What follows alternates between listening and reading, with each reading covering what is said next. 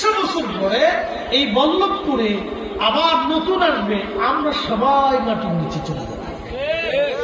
ধরে বলুন, ধরে বলে ওই যে ও ছোট ছোট ছোট বড় মুরব্বী বৃদ্ধ যুবক সব মাটির নিচে চলে যাবে।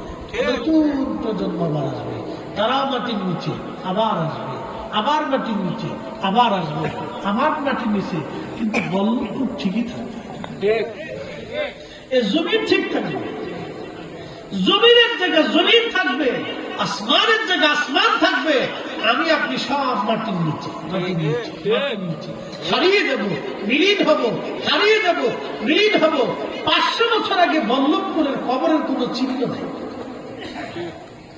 500 বছর আগের বল্লভপুরের কবরের কোন চিহ্ন নেই। তার কবরের পাশে দাঁড়ানোর মতো আজকে কেউ নেই।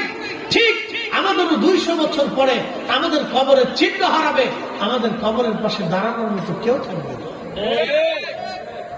আমাদেরকে বুঝে যেতে হবে। যদি আমরা বুঝি তাহলে আমরা নরম হয়ে যাব।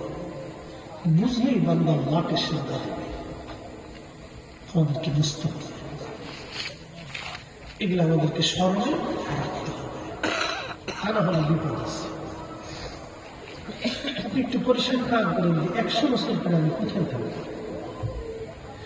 আমাদের এই জিনিসটাকে আবার নিয়ে চলে যাবে। কেমনে আসলে এটা বলতেছি, বাবা এবং মায়ের মাধ্যমে বিশেষ এক মতের ভাষায় বলা হয় জরায়ু।